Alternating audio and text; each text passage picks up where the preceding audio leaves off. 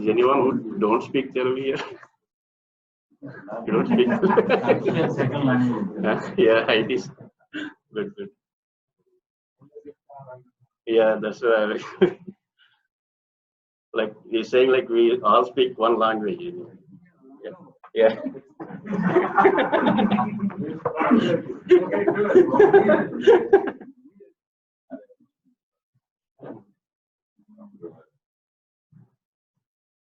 Yeah, thank you, friends. Like, trusting my word and coming all the way on a beautiful Saturday evening. Today, we are going to talk a little bit about the financial vehicles, like, how we can use a better and alternative financial vehicles to build your personal wealth. We are going to go over little concepts, little definitions, and little everything.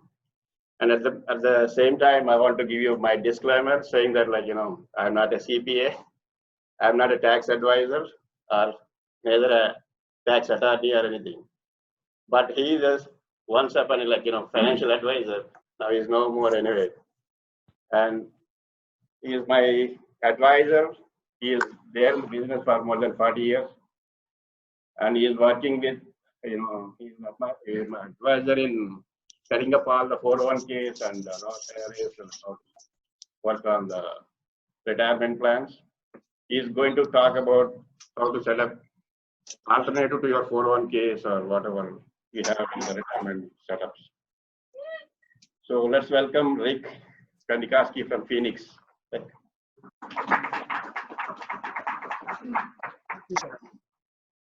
Uh-oh.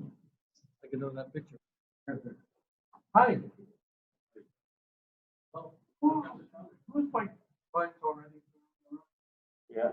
Hey, raise your hand. Yeah, then I'll look at it. Can we do a good job? Yeah. Well, I'm so happy to be here. I'll just get over here. So you want me in that picture? Yeah.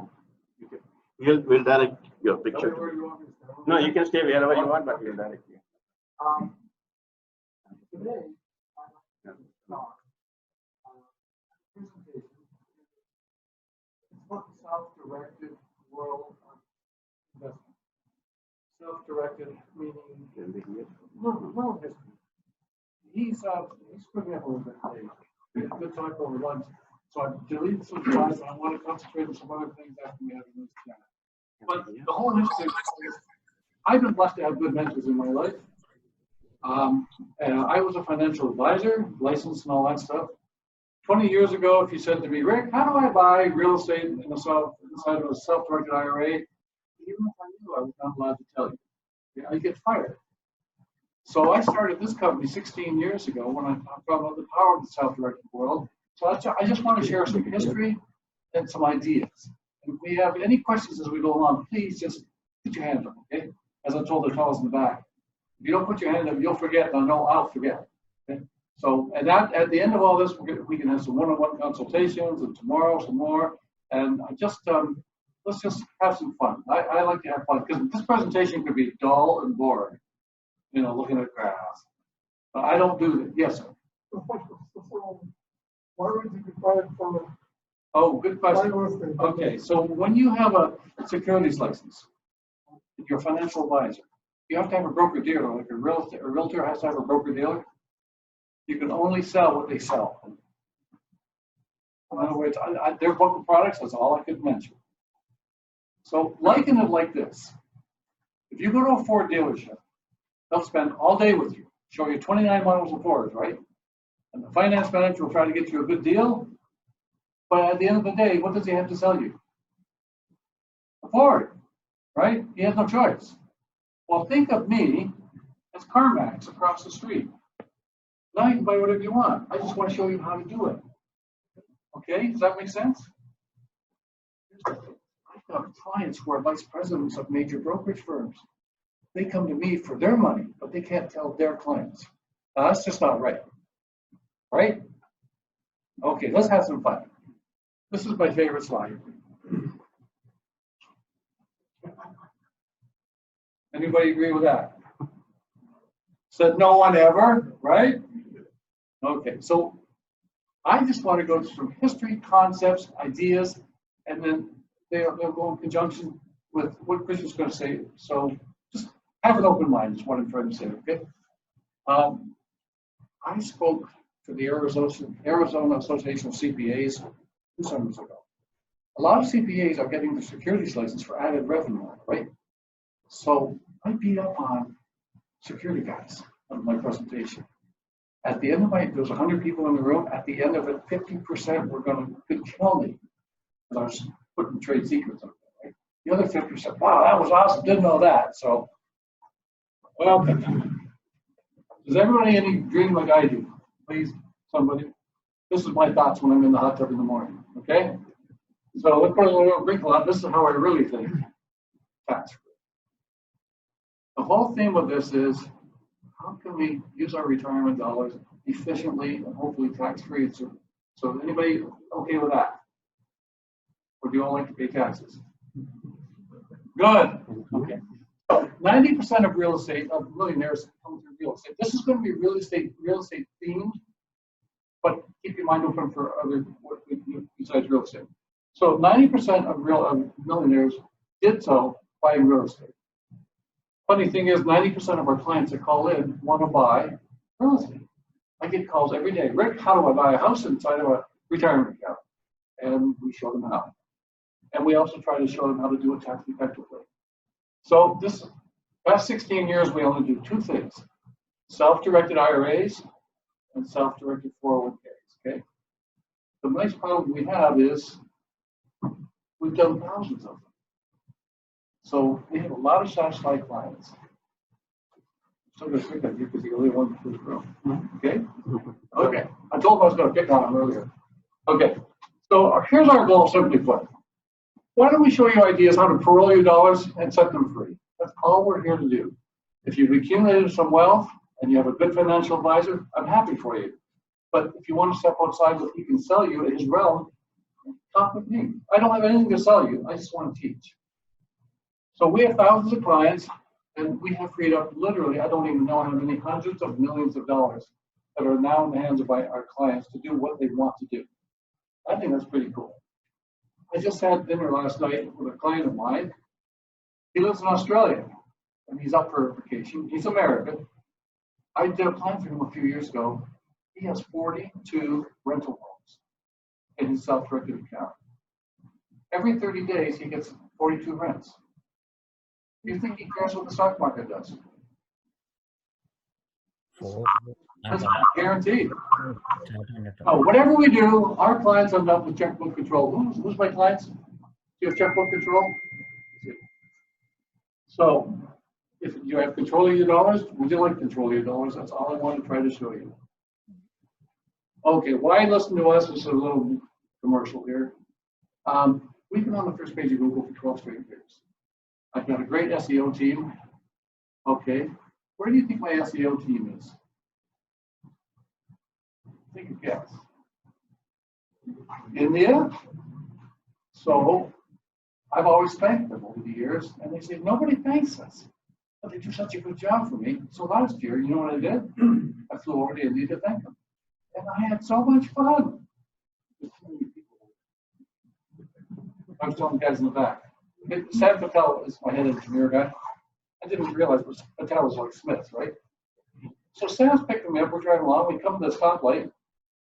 Within 5 seconds, there's 17 cars. And I said, Sam, what's going to happen when the light turns green? He said, we know where we're going. I will not drive in India. Okay.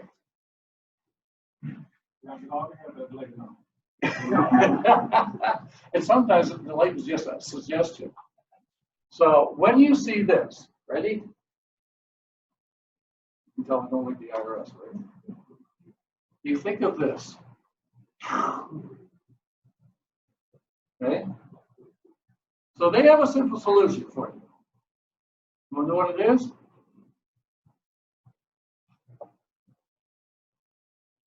Let's give it all to us. Okay? Problems are solved, right? This is a good slide.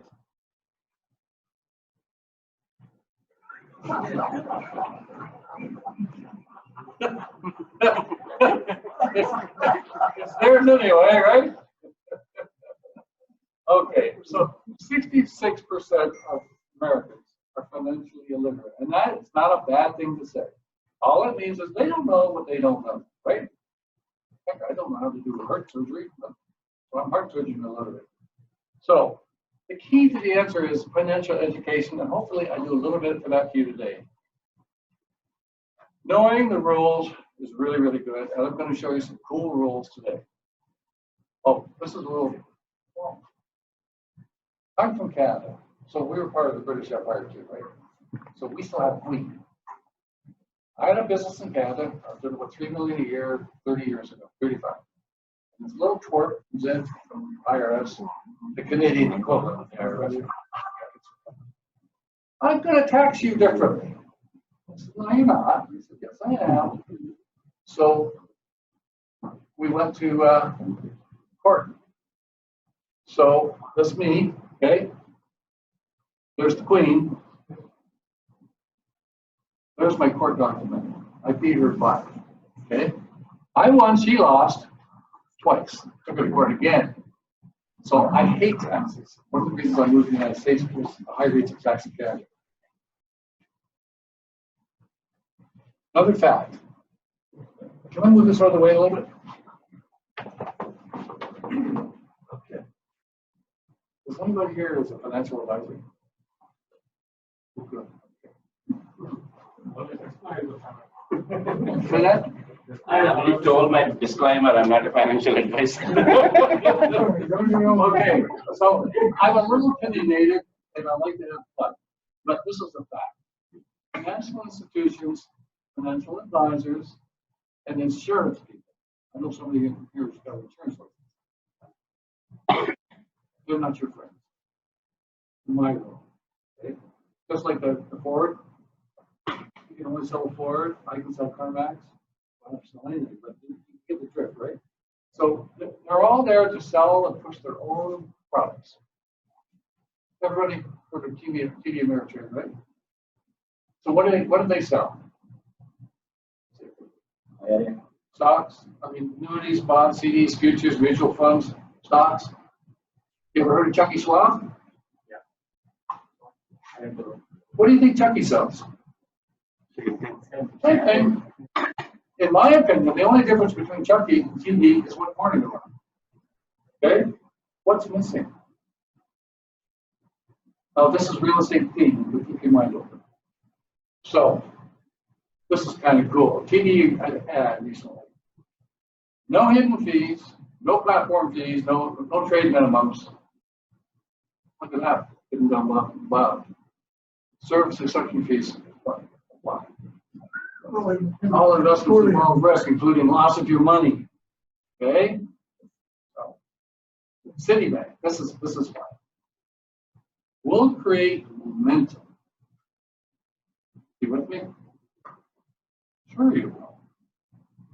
Deposit $25,000, and we'll give you 2% for the first 3-4 months, short term. Then keep that money with us, and my God, will be 0.57%. Now, who's excited? Now, stay tuned. You can see when I have bankers in the crowd how they don't like me. If a real estate creates 90% of millionaires, why don't financial institutions offer real estate? No commission. They're not going to sell your product, they're not going to make any money, right? So that's why they offer securitized real estate, right? Like a REITs. Yeah, REIT, syndication, yeah. But the average stock, well, okay. I separate us out from most people, okay? Most people, the odds are stacked against. This is how I see the world. There's 97%ers, and then there's us, 3%ers. Because you could be home watching soap operas, or whatever you watch, but you're here, right? So that separates you out in my mind. I like to think of myself as a 3%. So we use 5 strategies for our clients. Self-directed IRAs, 401ks, traditional versus Roth. You're going to hear me say the word Roth 100 times. So keep down if you want to. I don't know what I'm doing. and using leverage, other people's money, and robs if we get to it. I'll explain that if we get time. But whatever we do, our clients have checkbook control, nobody can make a decision, less paperwork, and no custodial interference. Whoever, well, I'm going to get to a couple of good questions in a minute. How did we get to where we are today? A little history. 1974, IRAs were created. Did you know that? Before that, there were no IRAs. Major companies had pension plans, like my father's company where he worked all those years. And in the 70s, large corporations started shifting the burden away from them to their workers. And IRAs were created. Okay? Now, back then, you could put in $1,500 a year. How rich are you going to get putting $1,500 a year away? Obviously, not very much. People say not very much. Not very much. So, these were pre-tax, meaning you got tax deduction, right? This means you got a refund from the government. Put your $1,500 in, get a $300, $400, $500 refund check. It's up here if you want to. So then along comes this guy, Senator William Roth. Anybody heard the term Roth before? Okay. So he comes along, he's just brilliant. He has a brainstorm. He says, why don't we create a new type of IRA where they don't get the tax deduction? They make the money, they pay the tax.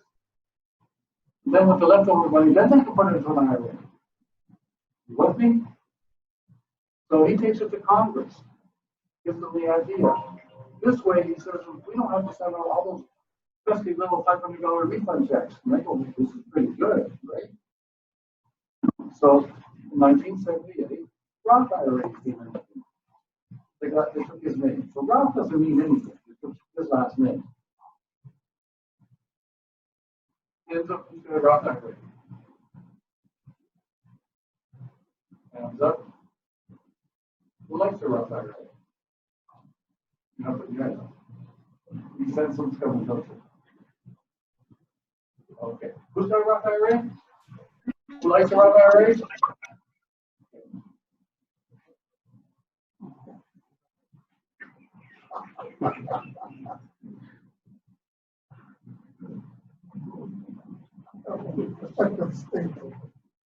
Why is it a dumb idea to turn left?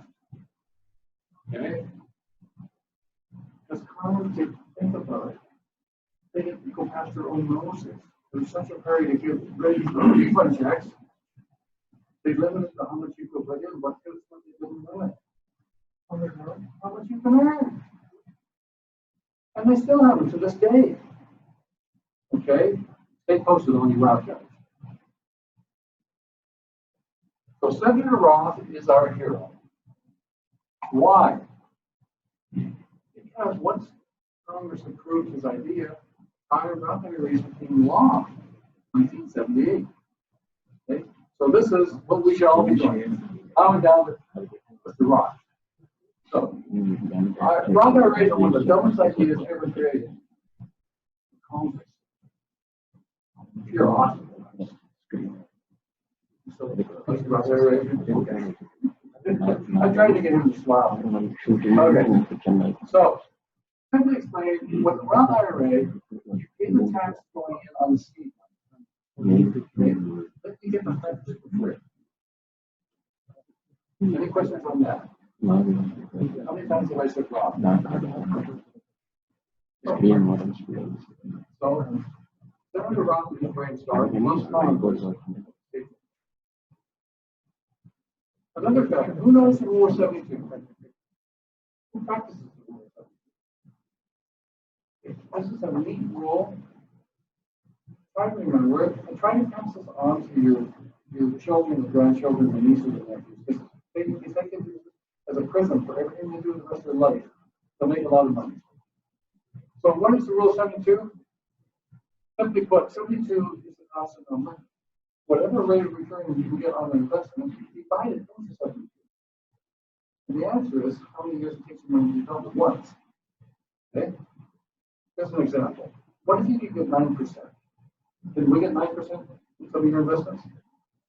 What's 9 into 72? 8. Oh, years.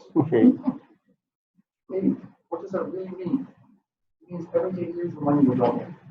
Inside of an IRA or a 401k. Because remember, when you buy a CD, more than 9%, but you can't, let's say you could. Every year you're going to pay taxes on that income. You're not paying taxes, so it gets reinvested. So it's why the rule of 72 works. So, remember city? Momentum? Deposit $25,000 and under 0.57. Anybody want to plug this into the rule 72? You ready? This is part. This is what they don't show you.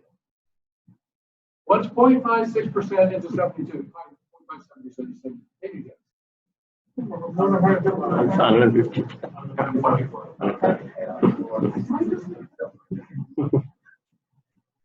For your money to double once. Okay, now, what if somebody's 30? How old would a 30-year-old be doing their momentum? 30, they got 100. 156-year-olds before the money doubles once. How do you like that momentum? So if you work for Citibank, would you make it out of you? What? All the backup was here. Well, that's good. I don't need it. I told you we're gonna have some fun, okay? But these are numbers. So every day, 10,000 people turn 60 every single day. They ain't gonna stop. And they have a lot of them have saved money for retirements. They don't know what to do in retirement. So hopefully they come to see me. Remember, they're not your friends. Remember, bankers are not your friends. Okay. This is where you come into play. Okay, he's my volunteer. How old are you? 20. I'm going to make you 30. All right. So now he gets 30. And he puts $10,000 in a traditional IRA earning 9% a year. You with me? So he puts his money in. At 38, he's going to have how much? Okay, at 46, how much? We keep on, we're going to make you really old now. 62, 70, you're going to have $320,000. Now, this is where it's really important that you speak louder. Are you happy with $320,000? Yeah. Kind of. So, a couple of years ago, I know you picked on a good looking girl over a year today. She was 45. I said, how would you like to be 30 again? She said,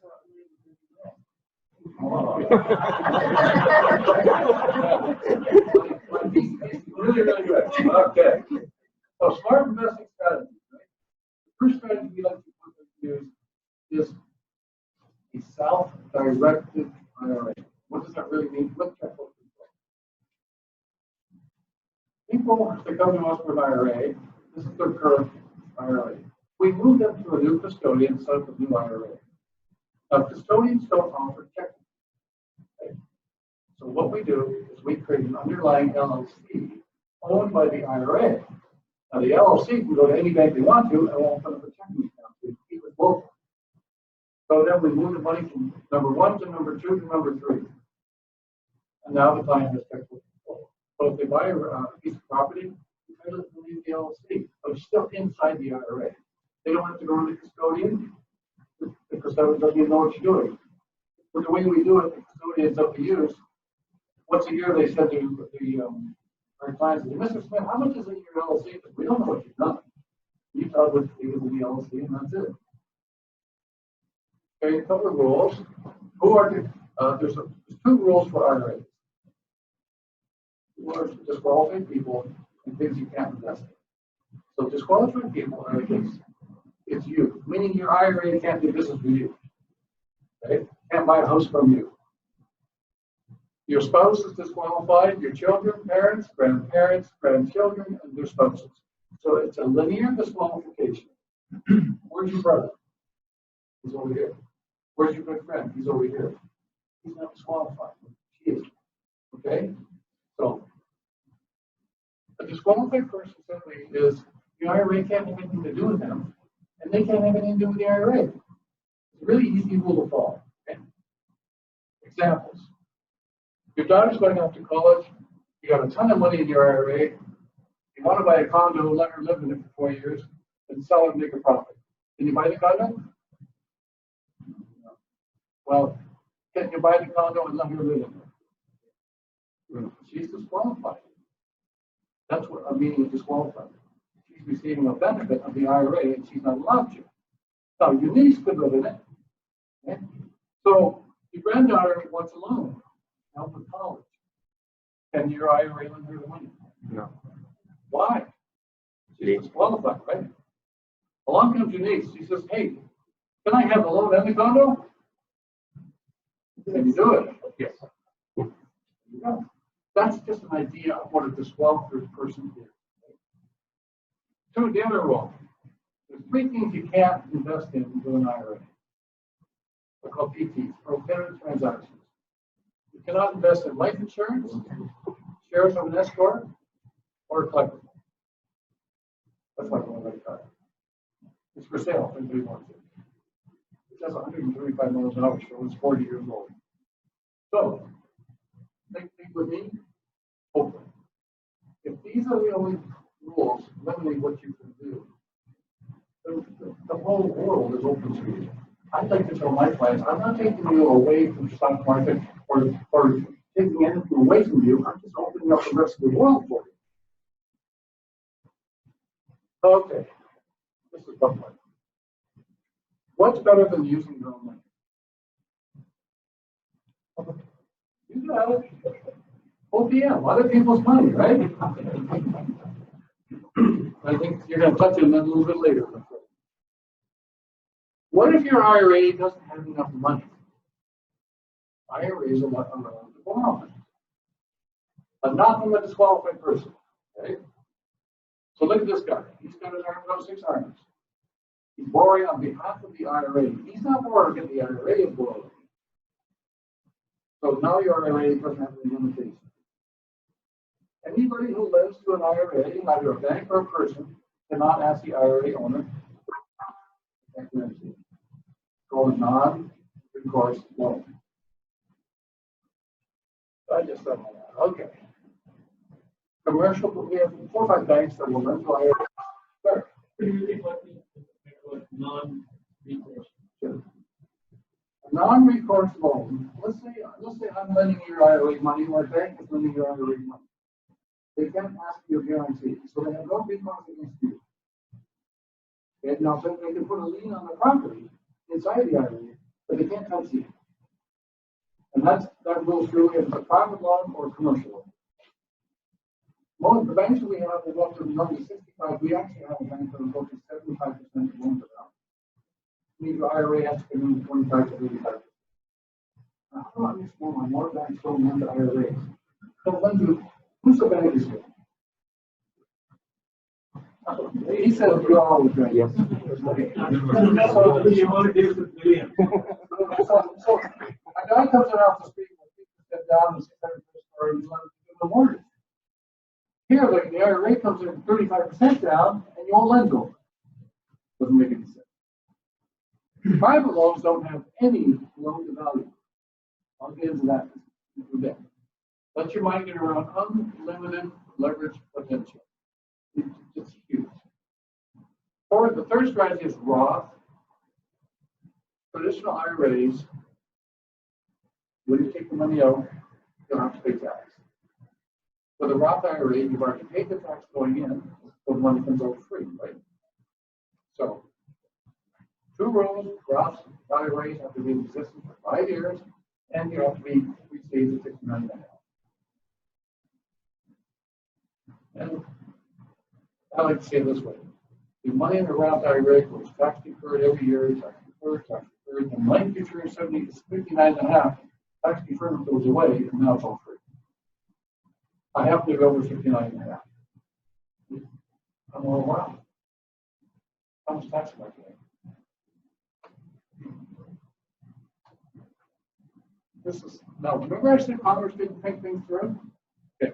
If you bought 100 shares of Microsoft when it came on the market back in '87, and you sat on it for 25 years, no, you did this in a Roth IRA, right? You have 9 stock splits, your money would be $750,000 today.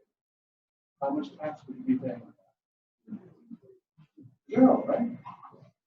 Using the Roth contribution at the time, $1,500 a year at $21 a share, if you took your $1,500, it would give you 72 shares. Your Roth today would be worth $540,000. The government never thought, gee, what can I earn with $1,500? Well, they didn't think this was true, and they still have. This is what Mr. Roth. Meg, it's your turn again. You were really happy 10 minutes ago, right? I'm interested in how Roth. But you were really happy, right? Okay. You remember he was happy. There's this one. Remember I speak to them? They have a box microphone, like it's a rubber box, and they throw it whenever somebody wants to ask a question. I always get a girl up front, and I'll speak to them and tell them you really like this IRA. And they yell, nobody gets to this thing. So here's Matt. He put $10,000 into a traditional, and he got a refund check. Somebody else put $10,000 into a Roth IRA and didn't get a refund. Now, Mag has $320,000. The guy in the Roth IRA has $320,000. Guess what happened today? Because he got a refund of $1,500. He now has to pay tax on that $320,000. The person in the Roth got it tax free. Any questions on that? I just have a couple. So which do you like better, Roth or traditional? So a lot of times I speak for 2 days. This would be the end of my first day. So I'm rushing through this because we have another two. Sir. Isn't there income limit for a Roth IRA? Like, Yes. Yeah. Here's how smart the government is. They create Roth IRAs, and you want to put money away for your future, and you're going to give them the tax up front. But if you make too much money, it's called MAGI, modified adjustable income. If you make too much money, it's only you can't put any money in. So okay, so pretend this is a 2-day course. Ready? Now, when I do a 2-day course, I say to you guys, if you learn anything about what IRAs, and you say, somebody say yes. Somebody say yes. Okay, I want you to forget everything I told you. I'll see you tomorrow. And they look at me like, what? So now, close your eyes. Tomorrow. With me? Tomorrow. So now we're going to move on. Lesson 5. IRAs are the tip of financial planning. We like to go a lot deeper. IRAs are also considered the low-hanging fruit in financial planning. And the reason is most custodians will use IRAs all day long because they're cheap and they're fun. So we concentrate on number 4, self-directed 401ks. So we establish 20 times more 401ks than we do IRAs because we ask 2 questions most companies don't ask. Simple question. Do you have any self-employed income? Do you have any full-time employees? Say no. Okay, so you call me up for an IRA and I say, can I ask you these 2 questions? Yeah, I've got self-employed income, even if it's part-time, I don't care. But you don't have any employees, that's the key. So I don't have any self-employed income. Am I doomed to have an IRA? No, you can sell stuff on eBay. That's self-employed income. Yeah, it's like $500 a year. I have 401k at work. You can have as many 401ks as you want. Okay? You can have your personal one, you can have one at work, your wife can have her personal one, you can have one at work. But I do have full-time employees. Well, we can put a plan together that can take up to 200 employees. So a 401k plan has its own EIN. IRAs don't have EIN. So why we have to do the LLC? Because the LLC has an EIN. So the 401k, it has its own, so it can have its own checking account without the need of an LLC. So here's your money today. We move it to a 401k plan. We help you set up, put it in a bank account, and now you have checkbook control. So now if you buy an investment property, you just tell the title company, please title this John Smith 401k PSP. Everybody with me on that? Now, if you start to have a lot of real estate holdings, well, we can form LLC underneath the 401k just for liability protection. So if a 401k doesn't require a custodian, when there's no custodian LLC, because that saves hundreds of dollars a year. You know what the tax in California is for an LLC? $800 a year. Just to have an LLC. You know what's the tax in Arizona? Every state is different. So anyway, no custodian interference, no loss of investment due to sole custodian time. So 401k, who has a 401k at work? Okay, so you have a job, and has a 401k. That meant your employer sponsored the plan. Right. Every 401k, even the ones we make, have to have a sponsor. So it can be sole proprietor, LLC, and SRC clerk, but it has to have a sponsor. So we do a lot of sole proprietor 401ks. I mean, a ton of them. Without a custodian, how does it work? It's easy. You don't trust me in your own plan. Seriously, he doesn't ask anybody, he has no custodian. We have Mr. Mrs. Field, Mrs. Okay. Let's say Mr. Smith has assets.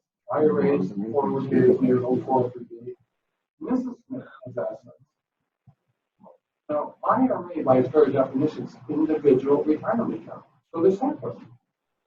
When we create a 401k, we bring them together.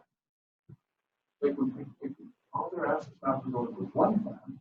Get rid of the IRAs, get rid of the custodians, get rid of the LLCs, and has its own checkbook. Now, Mr. Smith comes in with 200, Mrs. Smith comes in with 200, and there's $400,000. People do better deals, right? Or more deals. These monies can be co-invested. Contribution. How much can you put on an IRA today? $6,000.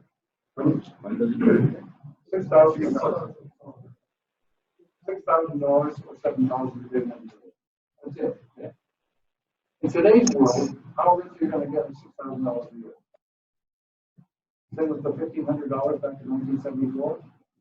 Same answer, right? So 401k jumps up from 6,000 to 19,500.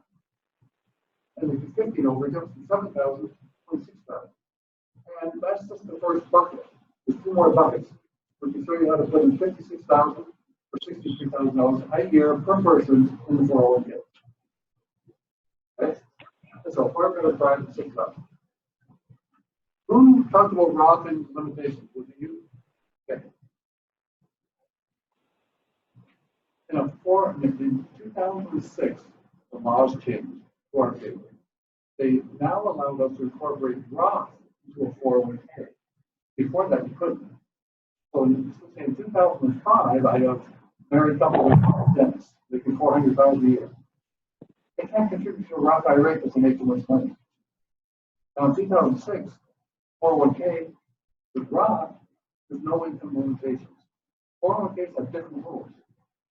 So now they can put their $19,000 or their $26,000 a year into a Roth, where the year before they couldn't even do anything. Can you borrow from an IRA? So we take your IRA, we move it to a 401k, and now you're allowed to borrow 50% of what's in the 401k, up to $50,000. You don't have to ask anybody, you just write a check and do it. Ready to go ahead? Whoever goes, I'm a little weird, I'll go one car shop, I look forward to the 4 hours of haggle. Okay? Does anybody like to haggle? And then move the numbers around and move them back. And then they'll say to me, how's your credit? I said, 800. Oh, we can get you a really good loan. What loan? Right? Then they literally have said to me, you mean you're not going to let us have the profit on the loan? I said, hell no. So when I loan money for myself, my 401k myself, I'm paying interest, but who am I giving the interest to? To me. So the money's to be used for any purpose. And I mean, any purpose. Once you take the loan, it's your money, sir.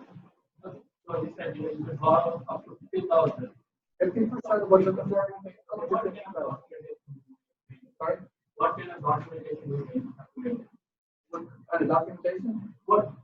You just take money away. Yeah. I will send you a file. It says, I, Johnson, am loaning Johnson $50,000. Nobody sees it but you. But you just want to guarantee him. It's too simple. The key to all of this is stop the rupture. Now, the loan is 5 years. You have to make regular payments with interest. If the loan is used for primary residence purchase, it's 15 years. So, if you think you're going to report yourself to the credit bureau for this loan? Can we decide on our own interest rate or has to be some? No, I recommend trying those two. But then people say, well, I'll just charge myself 18%. No, I ain't gonna work. Okay. Okay, Roth conversion. Now we're getting into some fun stuff. We all know what Roth is now, right? So, this is a wonderful tool. Let's presume you transfer $100,000 from a traditional IRA into a 401k. Traditional means it hasn't been taxed yet. Okay? You with me? It's not Roth. So now we do a conversion internally. It's as easy as loaning yourself money. Okay? What do we? This I'll show you how. A Roth conversion is simply a journal entry. And I'll show you how I do mine. Okay? If I loan myself $50,000 today, or let's say I convert 50, I convert $50,000 today. From this day forward, that money is Roth. I get to use it the whole year. At the end of 2020, I have to give myself a 1099 for $50,000. It counts on my income. When do I pay the tax? With extensions? A year from October. So I'm using the money for 18 months, but I do have to pay the tax. So people say, how does it work? So this is a sample spreadsheet of how I keep my 401k. Balance forward, you know, if I have a wire fee, I have interest, I have rent. See the bottom one, Roth conversion? That just says I just converted $10,000 to Roth and I gave it to you. That's as simple as it is. The journal entry. Then you give yourself a 1099-R, pay the taxes, but that money's Roth. Now you want to see how this can work?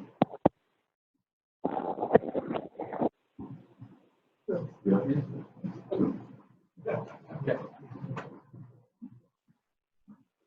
Has anybody ever been able to do this?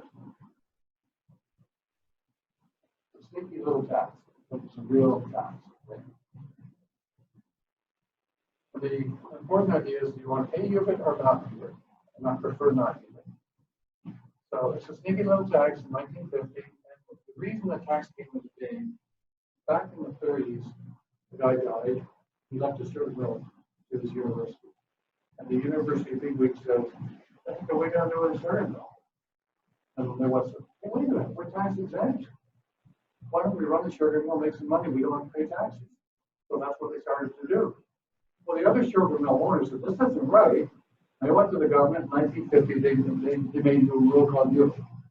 So let's say Dag buys a Dairy Queen franchise, decided to stop right in the family. He can do it, that's a lot. But if you don't pay taxes on your profit, it's not fair to him who owns it down the street. So you get levels the playing field. But how does it work for us? Okay? So we're back to IRAs for a second. So I want to draw a distinction. Then you have a Roth IRA. That's $50,000. You see an investment for $100,000. How are you going to afford it? Your IRA can borrow money. Yeah. Okay? So you get a $50,000 non-recourse loan.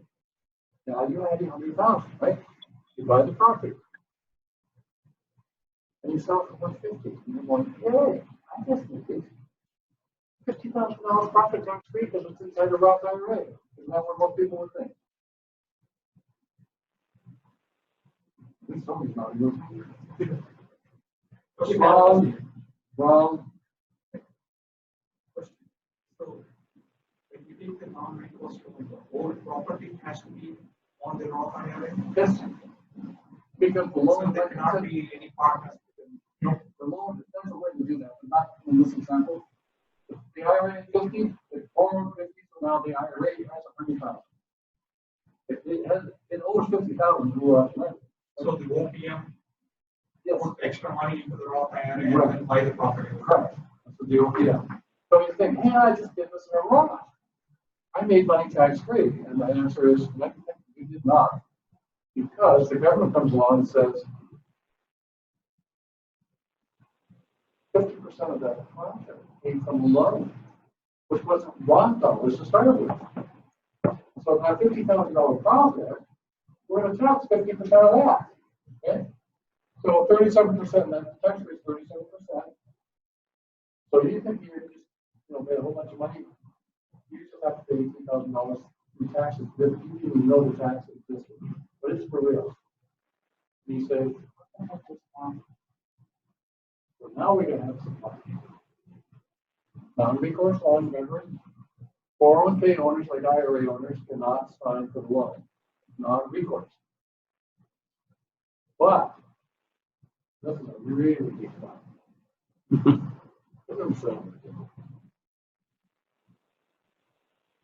Oh, I'll stop. Because I can carry on a little bit here. A really big one. Okay.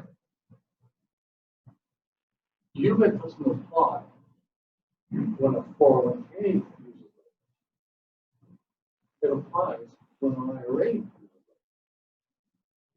it. 90% of our callers are new clients. One of them is real estate. No, hey, Lindsay, you called me in for an IRA and I can look at your 401k. Once I tell you this, you don't want an IRA. Because if you're going to use leverage, why do you want to pay tax? So that, Roth IRA is 100,000, borrows 100, buys it for 200, sells it for 300. ROT is the exact same investment. In the IRA, you would tax at 50% of profits. 401k, there's no UBIT. Isn't that huge? That's why I call it big flex. So the question is, do you want to have big UBIT or not big UBIT? Nobody wants big UBIT, right? It's a stupid tax. Look at Roth 401ks, non-recourse, and avoiding UBIT. So whenever you pay, like a Roth contribution or a Roth conversion, you end up paying the taxes, right? You get the money inside the Roth. You with me on that? Okay. So you've already paid the tax to create the Roth dollars.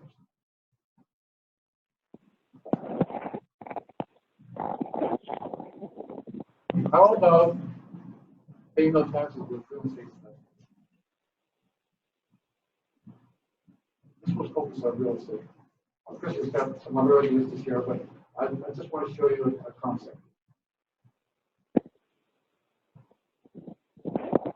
So once you know the rules, using a 401k versus an IRA, you pay with no UBIT tax, the tax you pay is zero. Using a non-recourse loan inside of a 401k, OPM, the tax you pay is zero. Tax due. I went to school in Canada, but up there, 0 plus 0 is 0. Okay? You just purchased real estate and not paid any tax using somebody else's money. So here, oh yeah, my friend and I invented a new word. Want to hear it? Rothschilding. Okay, new word. We made it up. Rothschilding. You spoke about, the sell property and make the profit. Whatever the monthly rent that you get from property. If the 401k sells them, the 401k might go to the rest of the 401k. That's your question?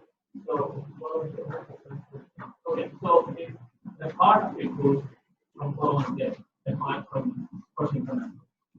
No, You cannot do that, you know? that's not money to yourself. If a 401k owns a property, even with board monies or not, all the rent comes back to the 401k and then the expenses come from the 401k. So in new one, we will own that. So it doesn't have to put share of the property. No. No profit. I'm going to show you less than 95% holding something. So instead of paying all those taxes to get more money in your Roth, why not pay as little tax as possible to create wealth tax free? Does that sound okay? I love all of this stuff. Example of Roth cycle. A 401k plan is $250,000 in. But we've converted $100,000 to Roth, because now you know what a Roth conversion is, right? So the pie is like this, 250, but unfortunately is Roth. If I lost anybody, I got to keep on the same page. Price is 250. How much does the 401k plan have? 250. So it can buy the building, right? But he wants to Rothize. So he gets a $150,000 non-recourse loan. The Roth sub-account borrowed the money. He didn't touch the other 150 of his own money. So now the 401k has 100,000 Roth, a non-recourse loan to the Roth sub-account to buy the building. Okay? Sells it for 450. 401k just made $200,000 profit Roth, but it only paid tax on the original 100,000. Okay? Rather than paying another tax on 200,000. They run the size. So 401k plan with Roth sub-account now has 50,000, purchase price is 100, $50,000 non-recourse loan, commercially or private, sale price 150, 401k just needs $50,000 profit. Now, to your question to the extreme, Nag, I'm sorry to pick on you. Nag's got a really poor 401k. It only has $5,000. Okay? And he finds $100,000 profit.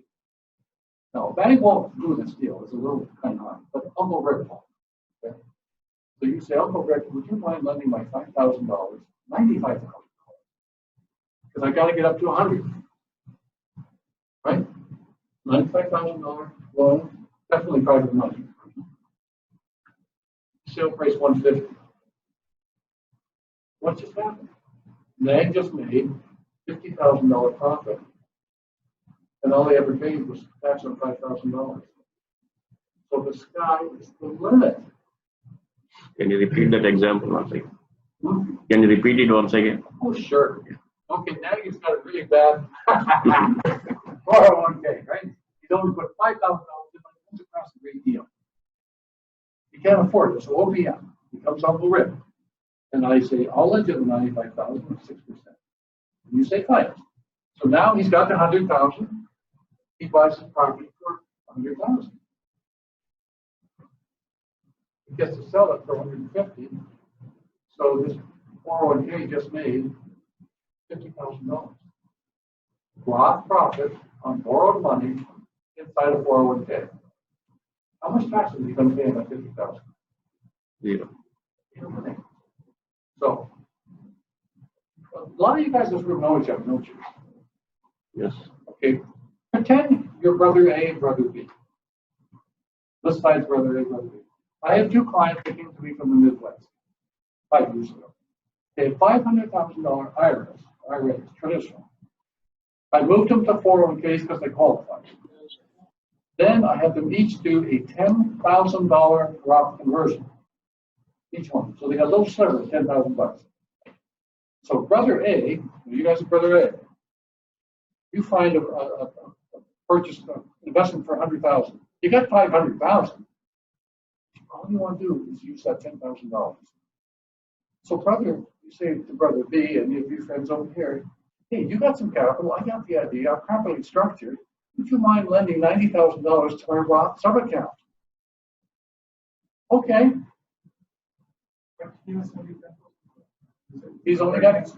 he's got 500, but 10, only 10 is Roth. So the little Roth sliver is the one borrowing the money. It's sub-account. Yeah. So Brother B's 401k lends to the Roth sub-account. He goes and buys a property for 100 and sells it for 150. Now he doesn't have $10,000 in Roth anymore. How much does he have? 60. He pays back his brother a little bit of interest. 3 months later, Brother B says, "Hey guy, I just found a deal. Would you lend my Roth to $90,000? They're making so much money and they're never going to be taxed."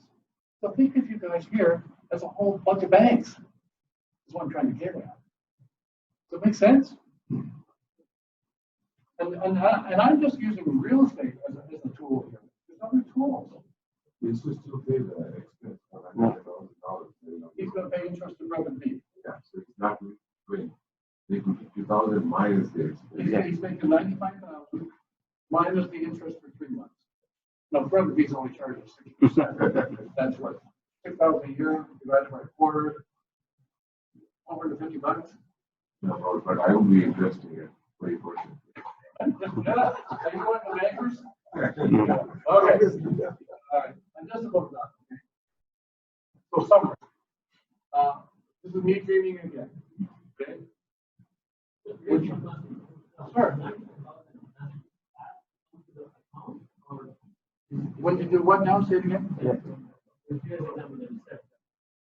Brother A has 5,000, 10,000 Yeah. Roth, similar to 10,000 Roth. Brother A is going to invest in property. Yeah. Now, Brother B is going to give 90,000. Yeah. So that 90,000 was deposited into this account? Yes. Yeah. The time is deposited into the Roth account. Okay. As a loan. Okay. So wouldn't you like your Roth 401k to be Roth so every investment is tax free? Please say yes. Oh God, please say yes. Okay. So IRAs require a custodian, 401k, you're in.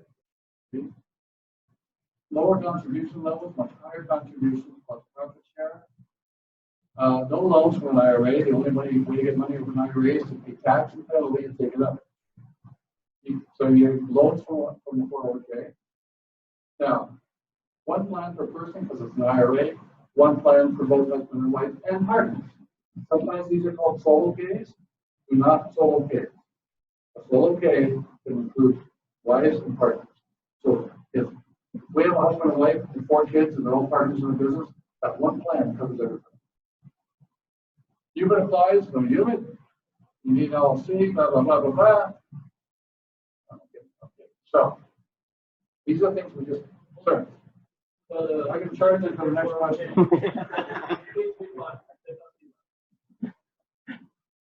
Okay. And the UBIT is just for the real estate income? No, any income. Or any income? UBIT, 2 taxes, UBIT and unrelated debt financing. Inside of a 401k plan, whenever you use somebody else's money, you're going to pay tax on that profit that was derived from the borrowed money, except real estate in a 401k. That's the only exemption. So if your 401k could borrow money at 5% and arbitrage at around 15, you'd pay UBIT tax on the difference, but not for real estate. How about converting money from traditional IRA to Roth? Yeah. We did not show anything about it. We said just Roth IRA to. This is still second day only. Third day will come. Ask me a question so I can. You'll take me out of business again. No. Moving money from traditional IRA to 401k. Okay. The question was, can you move money from a traditional IRA to a 401k all day long? What you can't do is move a Roth IRA to a 401k. Now, how great is our government? So, you can make a Roth contribution to a 401k. You can move traditional money into a 401k and make it Roth the very next day. But you can't take an already existing Roth IRA and move it to a 401k, but you can take a Roth 401k and move it to a Roth IRA. It makes no sense. Yeah. Okay. It's rules, rules, law. So, Do you want your money out of the 97% deal? Yes. The roll it, set up free. Now, this next few slides are new. Okay, setting it free, we can help you. Keeping it free, we can help you. The reason I'm saying keeping it free is this. Anybody heard of this act yet? This was passed on the 19th of December. On the 20th of December, Trump signed it into law. It became effective a week later. So it's law. It's called the Secure Act. It's a stupid name. The acronym, the name is stupid. It took effect 6 weeks ago. It's huge. Not a lot. Okay. The Secure Act now. Does anybody know what an R&D is? The world might get older, okay? A required minimum distribution. Okay. Now, when you turn 70 and a half, April after the year you turn 70 and a half, if you have $1 million in an IRA, you have to start taking it out. They'll force you. And it's normally 3.7% for the first year, so it'll be $37,000. You don't want the money, but you take it out and you gotta pay tax, right? That's called required minimum distribution. Now this law came into effect, and they said people are living older. Okay, we're going to boost that to 72. That's now 72. Now the old law 6 weeks ago, once you hit the age of 70, you can't contribute to a traditional IRA, even if you start working. With this new rule, they took that whole rule away. So now, if you're 85, you still put money in an IRA. Here's the downside. This is the tax bracket part. So this may not affect many people in this room, but if you have older friends, they've got to know this. I don't point it here. I think I'm right. There we go. Okay. So that should be $1 million. Okay. No, that's 100,000. So Krishna, you're 80 years old and you die. Yep. I inherited this $100,000 IRA. Okay. He's already taking R&D because he has to. Now, just because I inherited it, I'm going to make myself 50. I still have to pay R&D, but not at his rate, because he was older. So he was paying at his rate. I get to pay at my rate. It's called a stretch IRA. You can stretch over another lifetime. And this is what this law was really able to do. Before the securities, before it was, if I inherited that kind of money, I would be paying this much. And pardon me, let's just say $1 million. Pretend that's $1 million, okay? Earning 6%, and I'm 50 years old, and I just inherited $1 million. Before the securities with this new law, I would pay $2,900 in R&Ds. Now, the new law says you've got to pay it all over in 10 years. No more stretch. So instead of paying 28, I now have to pay $10,000 off that. That's, yeah. 100,000. Yeah, 100,000. Yes. Play with me with the numbers. Sorry about that. Now, this is making 6%. This just lost $10,000. So at the end of the year, it's only worth 95. This is still worth 102. Because you're only taking it out at 3.7%. Year 5, now I'm paying this much. With the new rate, I'm paying this much. The IRA has grown, here is shrinking. Year 10, I'm paying this much per month. I would have been paying. Now I'm paying this much. The IRA would have still grown. Now it's gone. This is huge. So year 10, I would have been taking 4,900, but they're forcing me to take out 16,000. The remaining amount before this law was 126, now it's 0. That just meant you're thinking over $100,000 a year on a $1 million IRA. That could propel you into a higher tax bracket. And you have to pay the tax. So not only are you paying the tax, you're removing money that can't grow anymore, so it's a double his hit. It's computed to be a $15.2 billion tax bracket. So my partner, well, not my partner, my tax attorney friend, we have a workaround for all of this. So under the old law, 126 was still available. Now nothing left. The feds have all. That's scary a little bit, which is scary. But it's right. They're technically used, they're forced to take it and you're paid I'm tax. taking 10 years versus another 35 or Whatever 40. remaining is going to take it. Yeah, and this affects IRAs and 401ks. So, we have rules around this, so you don't have to worry about it.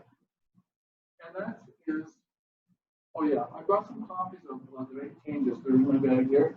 If somebody would like to see them, I can give them to you, because you can read through all the changes. I just highlighted two of the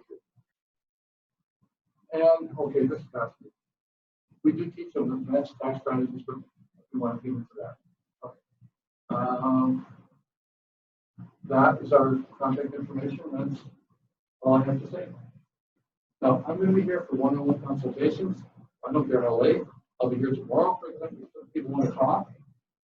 And now I have to give the mic back. Well, there's no mic. Okay, thanks. Yeah. You know, I think when I was talking to you months back, you said you cannot own 100% of your property by buying a rental property. You can't what now? You cannot buy, 100% of the property from, let's say, our own 401k. Who are you buying it from? From somebody, right? Sure you can. Yeah. If it's a non-disqualified person, you can buy the whole thing. Yeah. Think of a 401k like this. Remember, every plan had to have a sponsor? So here's your sponsor. You're a little company, an LLC or something. Here's a big old high Chinese wall. Over here is your 401k. So the sponsor, you have your LLC, you make money every day to pay the bills. We transferred over old monies into this 401k. So over here, you're making money on a daily basis. You get to climb this wall and reach over and guide the activities of the 401k. Those activities are separate than your sponsor. Always have to be separate. But you get to decide on both halves of that wall what to do. Over here is for today, over here is for your retirement. Does that help? Well, I want to thank you for filling the room. He said we're going to have 40, 50 people. At 10 to 4, there was 8 people. But you did a great job. Thank you. Thank you.